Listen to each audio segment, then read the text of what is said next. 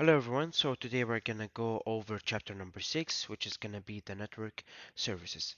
As we mentioned in chapter 4, we talked about the DSCP, which is Dynamic Host Configuration Protocol. We saw the name DNS, Domain Name Service, and I mentioned that it will convert the name to IP or the IP to names, which is in the URLs that we put on the a web browser, and then we are going to be talking about the network time protocol. Okay, so what does the DHCP servers do? So basically, it does provide a unique IP address to machines that it will automatically take from the pool of addresses, and then it will provide optional information needed for the automating or optimizing network configurations. So here we have the DSCP process. So here you have a DSCP client, here you have the DSCP a server. So the first thing is that we do a DSCP discovery. We discover our network and we will be looking for that server with that IP address. Usually the IP address of the DSCP will be static, so it does not change. So when we look for that IP address, we will find it and we do a broadcast through a port 67. So the client server discovery will be as a broadcast a message through port 67 to the whole network so we can discover the server. After that, we get the offer that it's going to be received from the DSCP server, and that offer is provided information and about the IP address as well. And then we will send the DSCP request, which is basically that we are accepting that offer, and that will be transmitted from the client to the server, and then we send the SCP back, which is basically a DSCP ACK, which is a acknowledgement that hey, you will get the IP address, and that is your IP address for the client. And then after that, after the DSCP server assigns the client a server, it will remove the IP address from the pool of the available addresses. And then another client will do the same steps, and then the DSCP server provide the IP address to that client. So how can we verify that the host is set to obtain an IP address automatically? So basically what you can do IP config. If you do IP config without all, it will give you the IP addresses of the devices that they are connected to. So let's say your PC or your laptop, it has an Ethernet adapter. It will give you an information. If it's not connected though, if it's not connected, it will go only through physical address, and that's it. um, and then when you connect the Ethernet, it will give you additional information, and these additional information are provided through when you type ipconfig all. So it will give you all the information about the Ethernet, about the Wi-Fi. The Wi-Fi address, even though it will show as an ipconfig when you type ipconfig alone, it will show the IP address of the Wi-Fi, of the loopback that you have. We mentioned loopback, of the virtual machine. If you have any virtual machine, it will give you the IP address of that virtual machine.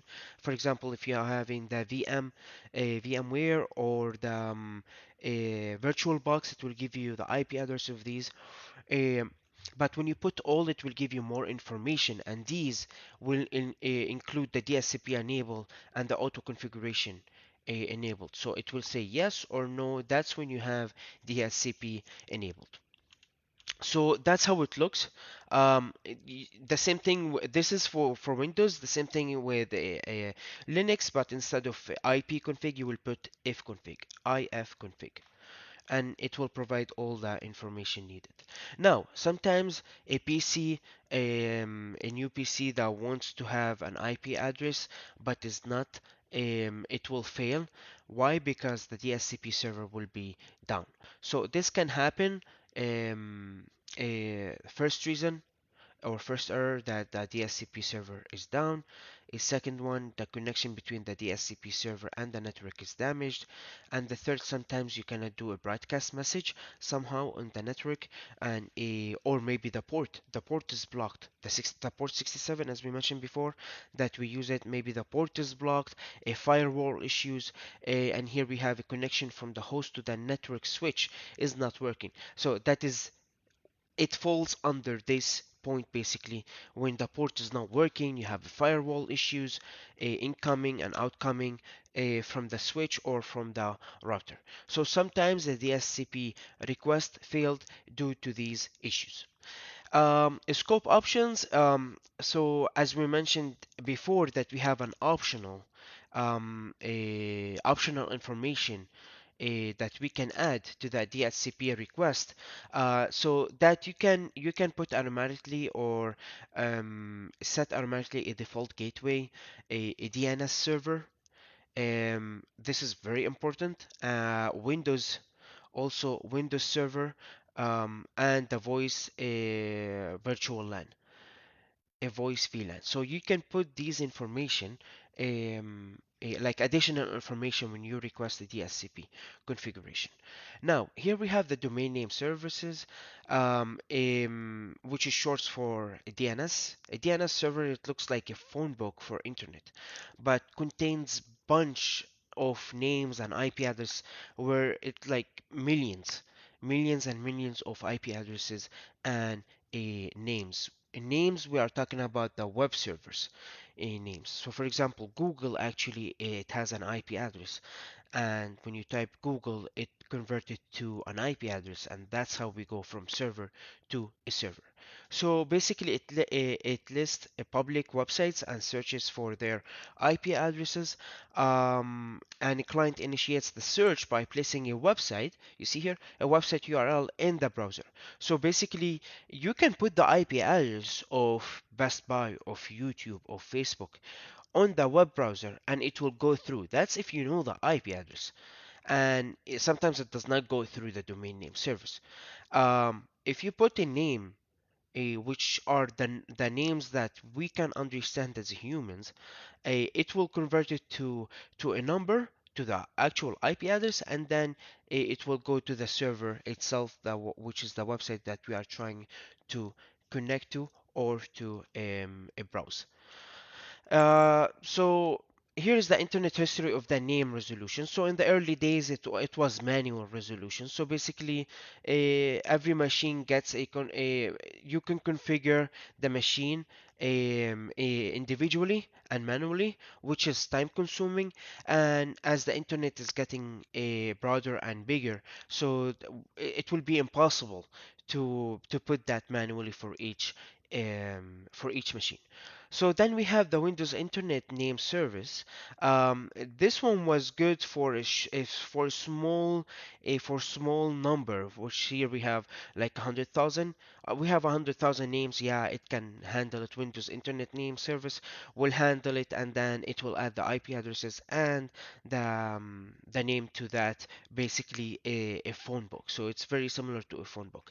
But then when you have millions, we're talking about millions name, million websites, and so on, it will be impossible for Windows Internet Name Service to handle that.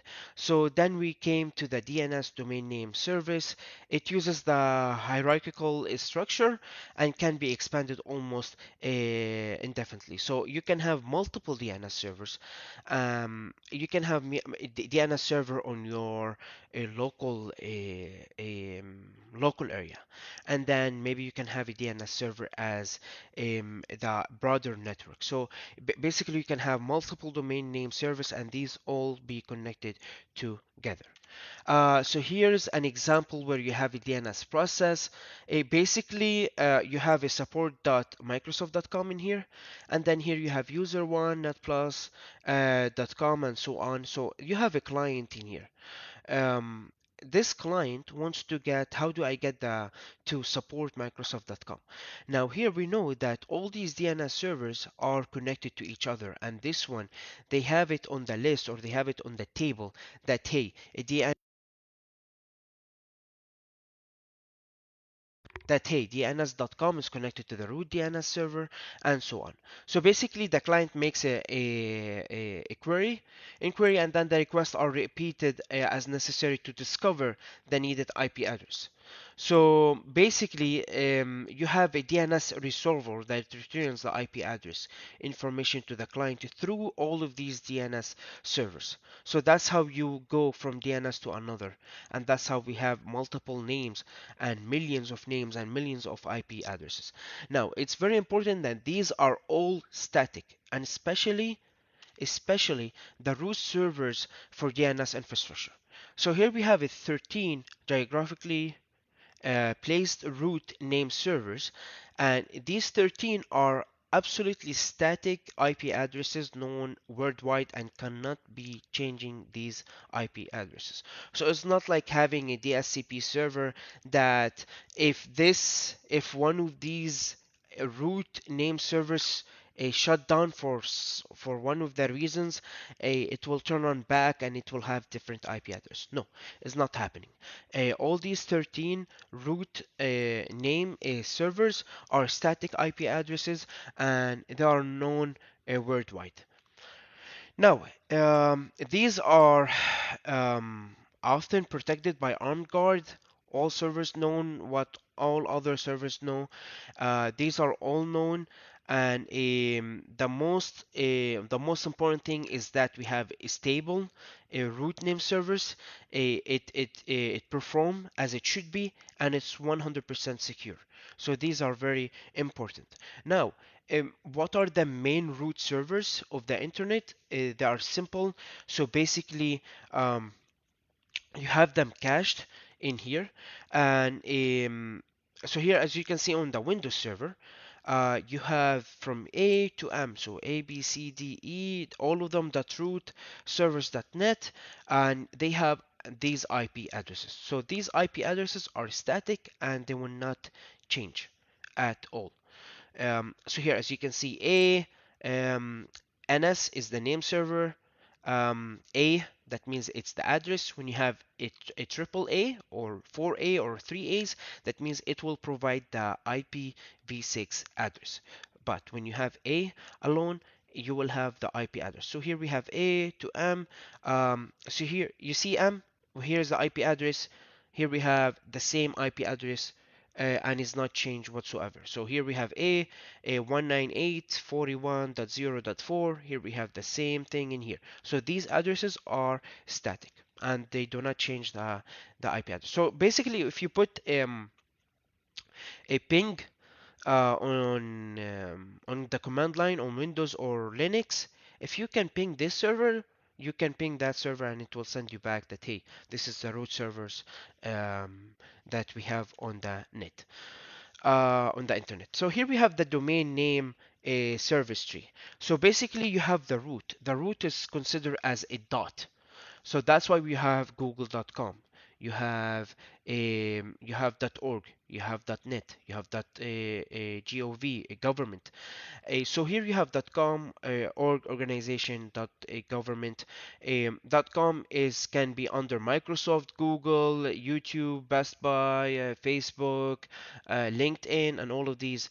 Organization, which is .org, you have under a org, you have some domains, and also government, you have US, you have so on, governments in here. And I don't know if you notice for universities or for colleges or maybe sometimes schools, you have that edu education. So all of these they are under the domain of education, under domain of com, and so on. So basically, here you can have dot education, and if you go to www.fau.edu, basically it will not be dot com. It will be dot edu. So you have different domains and you have multiple websites that will be under that domain. So all of these domains are responsible for the organization under this domain, basically. So let's say you have, for example, you have that edu as we mentioned. Now you have the name of our lab, for example, is advice.fau.edu, and we know that the main root domain is fiu.edu. You can have csl.fiu.edu. You can have myfiu.fiu dot edu. You can have, for example, parking.fiu.edu. So all these are falling into fiu.edu. So here we have the DNS server types. So here we have a authoritative and then we have non-authoritative. So this one is the server is responsible for the machines in the hierarchy. So basically the .com is responsible to know all the .com names, and that's exactly what I mentioned. So if you have a .edu, it should be responsible to know all the .edu names.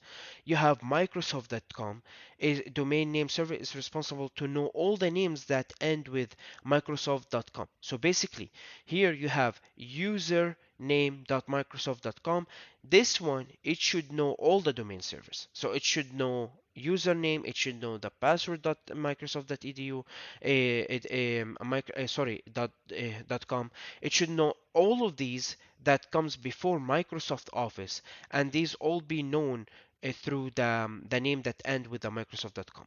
Now here we have the non-authoritative, which we have a server that is not responsible to know the addresses. So it does not care if you know the addresses or not. Um, so it might know the addresses only if it resolved it recently or it tried to connect to that recently, and that will be saved to the DNS cache. So once you go and access that DNS, this DNS is saved on your machine. So you can do DNS flush. You can see all the DNS servers that you have cached on your machine. So the Google's public DNS, which we use basically um, every day. So you have 8888, 8844. These are the known static Google public DNS that you can connect to here, and almost millions and millions of websites or other DNS servers connect to this one, and it's known by the 888 Google's public DNS. So basically here you have the client request type. So you have recursive and iterative. You have recursive get me an answer whether it's authoritative or not. So it's best guess. Usually the local DNS server would do this, and that's why I told you you can have a local DNS server on your machine, next to your machine, and then this DNS is connected to the other DNSs. So basically, a local DNS server can be connected to that Google 8888, and it will get the web server IP address from this one, and it will be a sent from that IP address 888 or from that DNS to the local DNS, and then it give you the best answer that can or the best guess that it can find. Um, um, Iterative, so it get me the authoritative answer or return an error. So basically, if you don't have it, don't give me anything else and give me an error. So basically, this one is not the best ideal way of doing it. So recursive, it's usually that what we use, and that's common the common one that we have. So here we have the recursive request. Um, so here we have the client initiates a URL to the IP address query to the local DNS. And if the DNS server does not know the IP address, it can forward the request to another DNS servers. So as we saw in here, so basically recursive, it does this way. And if this one does not know the answer, I think it was a iterative. So if this one doesn't know the answer or it does not cached it, or it didn't cache the DNS before, it will give an error and it will give you like, hey, I don't know, or finding different way. So a recursive is that it goes through all of these in order to get you the best guess that it can get or the best name that you are looking for. Um, so here, as I mentioned, recursive is a DNS servers are allowed to query other DNS servers. as I mentioned in the picture before, that when we get to the Microsoft, the DNS server. So the DNS server in the essence becomes the client of another DNS server, basically. And it will keep forwarding the request even if it gets to the top level a domain. So here we have iterative request. This one used between the DNS clients and server. So it will basically a client request the use of recursive, but sometimes it will be disabled. So then it will query the DNS server, and then it will try to get the best answer, and if not, it will just throw an error. So this one is not basically used much. Um, but as I said, that the DNS server can provide the client with like a list, that possible name of other DNS server that it can connect to, and then it might get an answer to what we are looking for. So here we can see how to troubleshoot the domain name service. So we have a command line, a nslookup. It's installed on every Windows and Linux machine. You don't need to install it. It comes with that machine, and it comes by default in the operating system. So you have two modes basically, interactive and non-interactive.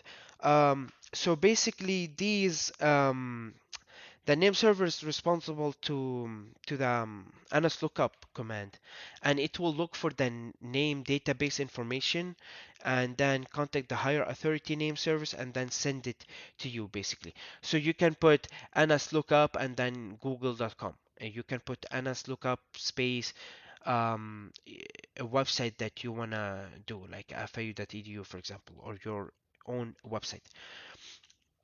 So basically the command, it will send you so if you have anything, so for example, you can put the nslookup, the domain name, and example.com, for example, and give you all the information about that a website and which DNS it's connected to.